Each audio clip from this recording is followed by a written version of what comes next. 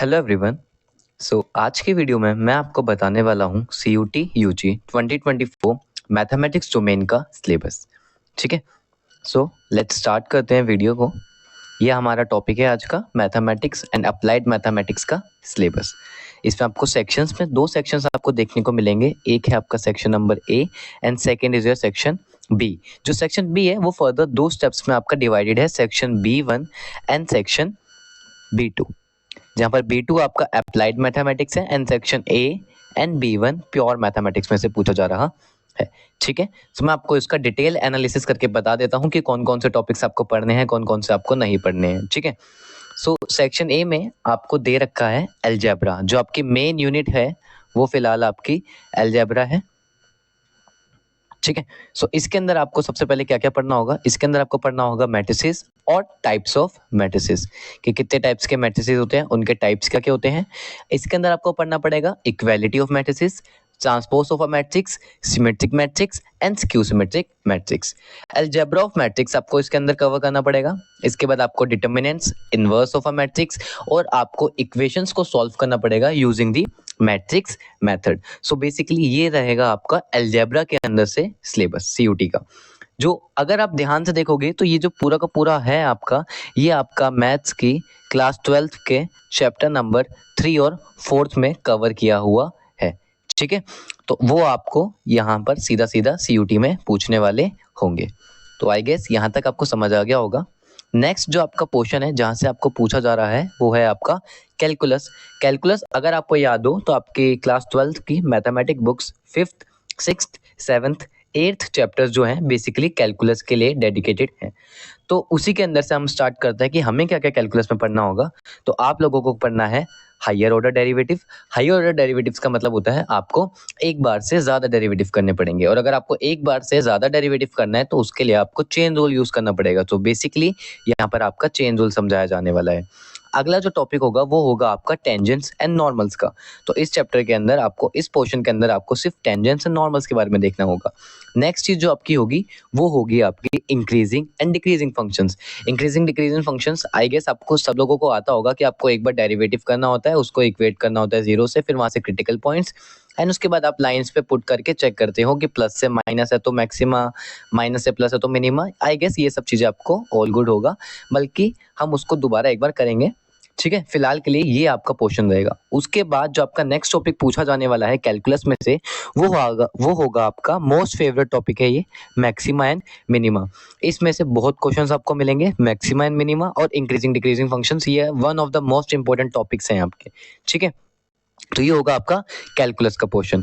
अगला जो आपका पोर्शन है इसको बेसिकली डिवाइड कर दिया, कैलकुलस को भी आधा आधा डिवाइड कर दिया कि ये वाला जो सेक्शन है ये बेसिकली डेरिवेटिव्स के लिए है, और जो नीचे वाला सेक्शन है ये वाला सेक्शन आपका इंटीग्रेशन के लिए है। ठीक है, इंटीग्रेशन में देखते हैं आपको क्या क्या सीखना है। सबसे पहले आपको इनडेफिनिट इंटीग्रल सीखने हैं सिंपल फंक्शंस के, like trigonometry functions, logarithm functions, exponential functions.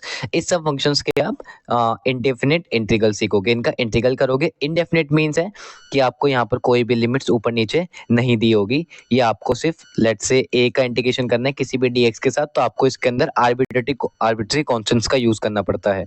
तो ये आपके इनडेफिनिट इंटीग्रल्स होते हैं। नेक्स्ट आपको पढ़ना होगा एवोल्यूशंस। आपको कुछ इंटीग्रल्स दे रखे होंगे, उनको आपको एवोल्यूट करना पड़ेगा। इसके बाद जो आपको पढ़ना होगा वो होगा आपका डेफिनेट इंटीग्रल्स। एंड लास्ट जो सेक्शन इसमें से पूछा जाएगा ये आपका मोस्ट इजी चैप्टर होता है, सबसे ज्यादा इजी है। ये आपका चैप्टर 8 होता है क्लास 12 की मैथमेटिक्स, एप्लीकेशन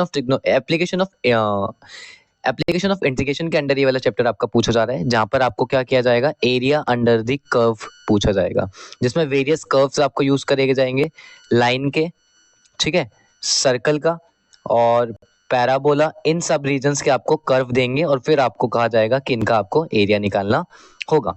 ठीक है, आगे बढ़ते हैं। नेक्स्ट चीज जो आपको ध्यान रखनी है वो अगला चैप्टर होगा आपका डिफरेंशियल इक्वेशन का। डिफरेंशियल इक्वेशन जो आपकी मैथमेटिक बुक्स क्लास 12 की 9th चैप्टर होगा। इसके अंदर आपको ध्यान रखना पड़ेगा order and degree of differential equation का। नेक्स्ट टॉपिक वो होगा आपका, आपको क्वेश्चन सॉल्व करने पड़ेंगे, डिफरेंशियल इक्वेशंस को सॉल्व करना पड़ेगा, लेकिन उसके लिए जो आपने 3 मेथड पढ़े होंगे, एक होता है आपका वेरिएबल सेपरेबल मेथड, एक होता है आपका होमोजेनियस मेथड और एक होता है आपका लीनियर डिफरेंशियल इक्वेशन वाला मेथड। तो इन 3 मेथड में से आपको इस पोर्शन में आपको वेरिएबल सेपरेबल से पूछा जाएगा, बाकी होमोजीनियस और लीनियर डिफरेंशियल आप देखोगे आगे चल के आपका पूछा जा रहा है। ठीक है। इसके बाद जो नेक्स्ट आपका टॉपिक होगा वो होगा प्रोबेबिलिटी डिस्ट्रीब्यूशंस में से।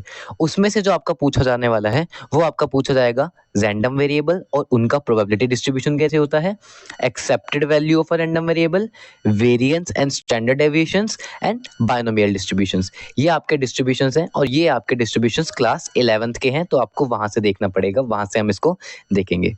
ओके, आई होप यहाँ तक आपको सारा कुछ क्लियर होगा। इसके बाद जो अगला लीनियर प्रोग्रामिंग, ठीक है, बेसिकली इसके अंदर आपको लीनियर प्रोग्रामिंग सीखना है।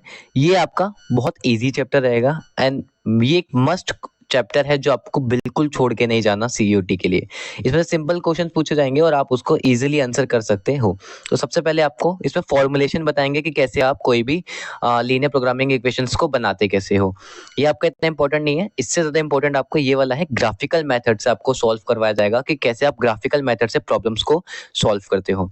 नेक्स्ट जो आपका होगा वो होगा फिजिबल रीजन्स और इनफिजिबल रीजन्स एंड जो लास्ट टॉपिक यहाँ से पूछा जाता है वो होता है आपका ऑप्टिमल फिजिबल सॉल्यूशंस। सो फिजिबल इनविजिबल ये सब चीजें वैसे तो हम जब चैप्टर करेंगे उसमें मैं आपको डिटेल में बताऊंगा, वैसे मैं आपको बता देता हूँ। लेट से आपकी कुछ 2 लाइनें हैं जो ऐसे इंटरसेक्ट कर रही है, इस लाइन के अंदर का एरिया चाहिए, इस लाइन के बाहर का एरिया चाहिए और फर्स्ट क्वाड्रेंट में चाहिए। तो ये वाला जो आपका रीजन बनने वाला है, ये जो रीजन बनेगा आपका, इस रीजन को आप फिजिबल रीजन कहते हो। तो यही सब इसमें पूछा जा रहा है और इस रीजन के अंदर जो आपको सॉल्यूशंस मिलेंगे उन सॉल्यूशंस को ही आप ऑप्टिमल फिजिबल सॉल्यूशंस कहते हो। तो ये मैंने थोड़ा थोड़ा आपको बताया, वैसे तो सब बच्चों को आता ही होगा। तो जब हम आगे पढ़ेंगे तो इसके बारे में हम डिटेल में हर एक वीडियोस में जब हम करेंगे तो इनके बारे में आपको डिटेल में क्वेश्चंस करवाने वाला हूँ। अब आपको पढ़ना है relation and functions, section B1 आ चुका है हमारा। ठीक है, रिलेशन एंड फंक्शंस में आप पढ़ोगे कि रिलेशंस कितनी तरह के होते हैं, जैसे कि reflexive, symmetric, transitive and equivalence relations के बारे में आपको पढ़ना पड़ेगा। इसके बाद आप इसके अंदर 1-1 फंक्शंस के बारे में भी पढ़ोगे, ऑन टू फंक्शंस के बारे में भी पढ़ोगे and inverse of a function and binary operation. ये आपके लिए बहुत ज़्यादा मस्ट हो जाता है क्योंकि ये आपका पोर्शन 12th में नहीं पूछा जा रहा था। सो ये क्वेश्चन आपको बहुत ध्यान से करना होगा, इसके लिए हम आपको एक्स्ट्रा ध्यान रखना पड़ेगा और हम भी आपको इसके ऊपर क्वेश्चंस करवा देंगे। ठीक है, आई होप यहाँ तक आपको कोई डाउट नहीं रहा होगा कि इस चैप्टर में से क्या क्या आने वाला है। वैसे सब कुछ सेम 12th का है, बस ये चीज़ें एक और एड ऑन हो चुकी है। नेक्स्ट जो चैप्टर है वो आपका है इनवर्स ट्रिग्नोमेट्री फंक्शंस। इसके अंदर वही है, डेफिनेशन है आपकी इनवर्स ट्रिग्नोमेट्री की, लाइक साइन इनवर्स की आपको रेंज पूछ रहे हैं, डोमेन पूछेंगे, प्रिंसिपल वैल्यू ब्रांच पूछेंगे। इनके ग्राफ्स के ऊपर आपको एक मस्ट है, ग्राफ पे आपको बहुत ज़्यादा ध्यान देना पड़ेगा इसमें, तो आप ग्राफ पे बिल्कुल छोड़ के मत जाइएगा, ग्राफ पे बहुत ध्यान दीजिएगा। ठीक है, और एलिमेंट्री प्रॉपर्टीज हैं ट्रिग्नोमेट्री फंक्शंस की। तो ये आपके फर्स्ट 2 चैप्टर्स हैं, क्लास 12th के फर्स्ट 2 चैप्टर्स भी यही हैं और सीयूटी में भी यही पूछे जा रहे हैं, तो ऐसा कुछ भी न्यू नहीं है। हाँ, अगर जो याद रखने वाली बात है वो ये है कि इसके अंदर कंपोजिशन फंक्शंस पूछे जा रहे हैं रिलेशन एंड फंक्शंस के अंदर। ठीक है, और बाइनरी ऑपरेशंस। अगला जो हमारा अलजेब्रा है वही मैट्रिसेस का है, इसके अंदर सब कुछ आपको ऑलरेडी मैं बता चुका हूँ। एक बार हम इसका क्विकली मैं आपको दिखा देता हूँ कि क्या क्या आपसे पूछने वाले हैं। कॉन्सेप्ट पूछ रहे हैं, ऑर्डर पूछ रहे हैं, इक्वालिटी पूछ रहे हैं, मैट्रिसेस की टाइप्स पूछ रहे हैं, जीरो मैट्रिक्स पूछ रहे हैं, transpose of matrix I guess आपको आता होगा निकालना, सिमेट्रिक मैट्रिक्स पूछ रहे हैं, स्क्यू सिमेट्रिक मैट्रिक्स पूछ रहे हैं, एडिशन मल्टीप्लिकेशन पूछ रहे हैं, मल्टीप्लिकेशंस कैसे होता है मैट्रिसेस का वो भी स्केलर के साथ, वो आपको पूछा जा रहा है। सिंपल प्रॉपर्टीज पूछी जा रही है एडिशंस की, मल्टीप्लिकेशन स्केलर मल्टीप्लिकेशंस पूछा जा रहा है।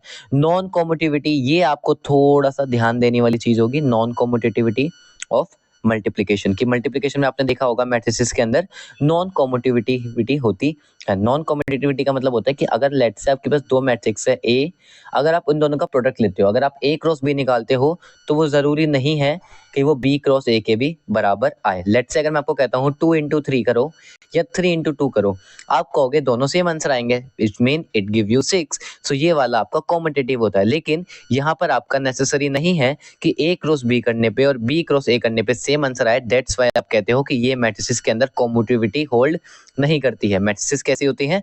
नॉन कॉम्यूटेटिविटी होती है। ठीक है, इसके बाद आपको एक चीज और ध्यान रखनी पड़ेगी कि आपको उन मैट्रिसेस दिखाने की आपके पास ऐसी 2 मैट्रिसेस भी होती हैं, मतलब आपके पास ऐसी मैट्रिसेस भी मौजूद होगी कि जिनका जब आप प्रोडक्ट लोगे तो वो 0 मैट्रिसेस आ जाती हैं। तो ये भी हम डिटेल में पढ़ेंगे जब हम इसके बारे में करा करेंगे। उसके बाद हाँ, आपने 12th में इस चीज नहीं करी थी तो ये यहाँ से आपका एक मस्ट चीज रह जाती है, elementary row and column operations के इस्तेमाल से आपको इन्वर्सेस निकालने आने चाहिए और आपको ये करना आना चाहिए, क्योंकि 12th में थोड़ा डिलीटेड था तो बच्चों ने इस पर ज्यादा ध्यान नहीं दिया, तो ये सीयूटी में आपको एड ऑन है, ये आपको करना पड़ेगा। इनवर्स आपको निकालना आना चाहिए एंड आपको ये प्रूव करना पड़ेगा कि अगर कोई भी मैट्रिक्स है तो उसका अगर इनवर्स एग्जिस्ट करता है तो वो यूनिक करेगा, ठीक है। और यहाँ पर आपको जितनी भी मैट्रिसेस दे रखी होंगी सारी की सारी मैट्रिसेस आपकी रियल एंट्रीज दिखेंगी, यानी कि उसमें सिर्फ नंबर्स होंगे या तो फ्रैक्शंस होंगे, ओके। और ज्यादा से ज्यादा इरेशनल्स हो सकते हैं, लेट्स से √2 √5 एज सच, ठीक है। नेक्स्ट जो आपका टॉपिक आता है वो होता है आपका डिटर्मिनेंट्स का। तो डिटर्मिनेंट में आप देखोगे कि कैसे एक स्क्वायर मैट्रिक्स का डिटर्मिनेंट निकालना है। अप टू 3x3 मैट्रिक्स है, मतलब आप 1x1 मैट्रिक्स का तो डिटर्मिनेंट वो खुद ही होता है। 2x2 मैट्रिक्स का एंड 3x3 मैट्रिक्स का आपको डिटर्मिनेंट निकालना आना चाहिए। इसके बाद आप देखोगे डिटर्मिनेंट्स की प्रॉपर्टीज, माइनस निकालना, कोफैक्टर्स निकालना, आपको डिटर्मिनेंट के हेल्प से एरिया निकालना आना चाहिए, एडजॉइंट निकालना आना चाहिए, इनवर्स निकालना आना चाहिए। आप ये बताओगे कि क्या ये सॉल्यूशंस कंसिस्टेंट हैं या इनकंसिस्टेंट है, ये सब भी आपने डिटरमिनेंट की हेल्प से बताना होता है। इसके बाद कंटिन्यूटी एंड डिफरेंशिएबिलिटी, इन सब के अंदर वो सारी चीजें सेम टू सेम है जो मैंने आपको ऑलरेडी बता चुका हूँ, तो मैं एक बार आपको क्विकली बता देता हूँ। कंटिन्यूटी डिफरेंशिएबिलिटी है, आपको कंपोजिट फंक्शंस का डेरिवेटिव लेना आना चाहिए, चेन रूल आनी चाहिए, आपको इनवर्स ट्रिग्नोमेट्रिक फंक्शंस आने चाहिए, इम्प्लिसिट फंक्शंस आने चाहिए, एक्सपोनेंशियल्स, लॉगरिथम्स, इन सब का आपको डिफरेंशिएशन लेना आना चाहिए। यहाँ से एक और चीज रहती है आपके लिए, Rolle theorem, Lagrange mean value theorem, ये भी आपके लिए काफी ज्यादा इंपॉर्टेंट रहती है, तो इस पे भी आपको थोड़ा सा ज्यादा ध्यान देना चाहिए। एप्लीकेशन डेरिवेटिव में वही आएंगे आपके जो सिंपल थे आपके क्लास 12th में। रेट ऑफ चेंज आएगा, इंक्रीजिंग डिक्रीजिंग आएंगे, टेंजेंट नॉर्मल्स आएगा, मैक्सिमम एंड मिनिमा आएगा, सिंपल प्रॉब्लम्स पूछ जाएंगी, वो आप कर सकते हैं, ऐसा कुछ हार्ड नहीं आएगा। इंटीग्रेशंस में आपका ये कुछ गिने चुने इंटीग्रेशंस हैं, इन पे आपको थोड़ा ज़्यादा ध्यान रखना पड़ेगा। डेफिनेट इंटीग्रल्स आएगा। हाँ, यहाँ से आप एक चीज़ और देख सकते हो, fundamental of theorem of calculus पूछी जा रही है, तो ये आपको इसकी डेफिनेशन के साथ आपको इसको याद रखना होगा। एप्लीकेशन ऑफ इंटीग्रल्स में आपको बस एरिया निकालने होंगे, बस वो फर्क पड़ता है कि आपको कर्व क्या दे सकते हैं, लाइन दे सकते हैं, आर्क दे सकते हैं, सर्कल, पैराबोला, एलिप्स, ये सब आपको दे सकते हैं। डिफरेंशियल इक्वेशन यहाँ आपको ध्यान देना है, होमोजीनियस से भी पूछा जा सकता है, सेपरेबल से भी पूछा जा सकता है, और फर्स्ट डिग्री लीनियर वाली भी यूज की जा सकती है। ये आपकी फर्स्ट डिग्री है, ये भी आपकी फर्स्ट डिग्री है, ये आपकी, इसके अंदर आपका y इंडिपेंडेंट वेरिएबल है, इसके अंदर आपका x इंडिपेंडेंट वेरिएबल होता है। उसके बाद आपको लीनियर से पूछा जाएगा, प्रोबेबिलिटी से पूछा जाएगा, वेक्टर से पूछा जाएगा एंड 3D से पूछा जाने वाला है। ओके, सो वेक्टर्स और स्केलर्स पूछ जाएंगे, मैग्नीट्यूड हो गया, डायरेक्शन ऑफ वेक्टर्स हो गई, डायरेक्शन कोसाइंस हो गए, रेशियोज हो गया, ठीक है, वेक्टर्स हो गए, पोजीशन वेक्टर्स हो गया, नेगेटिव हो गया किसी वेक्टर का निकालना, कंपोनेंट हो गया वेक्टर्स का, एडिशन ऑफ वेक्टर्स हो गया, मल्टीप्लिकेशन हो गया वेक्टर्स का, और स्केलर डॉट प्रोडक्ट्स हो गए, क्रॉस प्रोडक्ट हो गए, ये सब चीजें आपको वेक्टर्स के अंदर पूछे जाने वाली है। 3D में देखा जाए तो बस लाइन का ही है, आपको कार्टेशियन फॉर्म्स, वेक्टर इक्वेशंस, ये सब आनी चाहिए। लीनियर प्रोग्रामिंग जैसा मैंने आपको बता ही दिया था। प्रोबेबिलिटी में आप देख सकते हैं, प्रोबेबिलिटी में आपका थोड़ा सा है, मल्टीप्लिकेशन थ्योरम ऑन प्रोबेबिलिटी आनी चाहिए, conditional probability, independent total probability, Bayes theorem, random variable, और mean and variance of hazard variables, और रिपीटेड इंडिपेंडेंट बाइनोमियल डिस्ट्रीब्यूशंस, ठीक है। तो ये आपका यहाँ तक का सिलेबस है।